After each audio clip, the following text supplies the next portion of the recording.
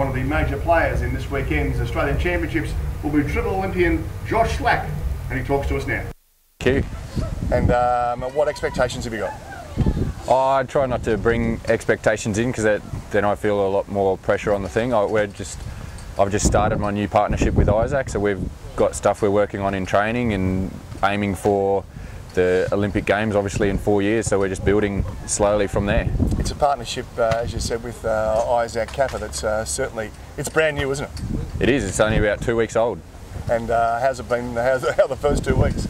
No, it's been awesome. Like the first week we were both quite tired after training and getting into that volume of training and the level of weights and everything again, but we've had 2 tournaments together now, one in Victoria and one in WA, and we've got a second and a first out of those 2.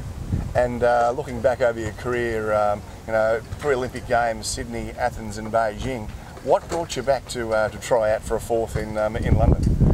I just started playing volleyball again for fun because it's part of my life, and I just really enjoyed it, and then started enjoying getting fit again, and then I went, do I really want to keep working? And I was working in a financial planning and didn't enjoy the getting up every day and 9 to 5 and putting on a tie and clothes, and I went, maybe I'll go back to the beach.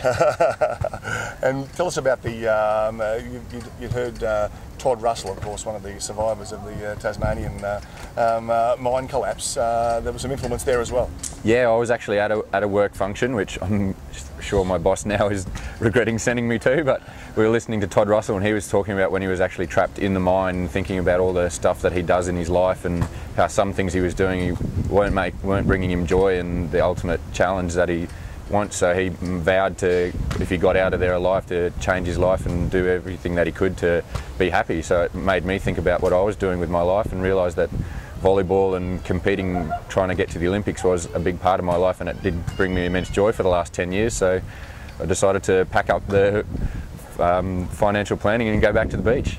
Being a Triple Olympian is an extraordinary feat. You must be very proud of when someone says Josh Slack, Triple Olympian. You must think, gee, that's fantastic. Yeah, I mean, I'm a bit of a self-deprecating guy, so I don't really think it's because I've tried to go to 3 Olympics and I've made it to 3 Olympics, so it's a bit hard for me to fathom. Hopefully I make it to 4 and don't have to worry about the not making it to an Olympics. But yeah, I usually only get it when I speak to other friends and family and realise how much of a buzz it is back in Australia when I'm over there competing, and they just they say text message and phone calls go out to every single person they know, and oh, my cousin or my cousin's friend or this and that, it's on TV, and yeah, it's a massive deal. So. And tell us about, has Isaac been in your ear too saying, Josh, tell me what it's like to go to Olympics? Oh, we haven't sat down and discussed that stuff yet. I'm sure we'll discuss all that once we get a little bit closer, and I can let him know the pressures and all that sort of stuff. We're, like I said, focusing on the world tour at the moment, which is Brazil in about 6 weeks' time. So once we get over there, and the world tour and the Olympics isn't a huge, big difference because it's the same teams on every event. So you get to know the guys. So it's not like but it's the pressure of the Olympics is a whole nother level. And I know you're excited about playing with him. He's a big, strong boy, obviously, to play this game. He's 24 years of age, but he's a star of the future.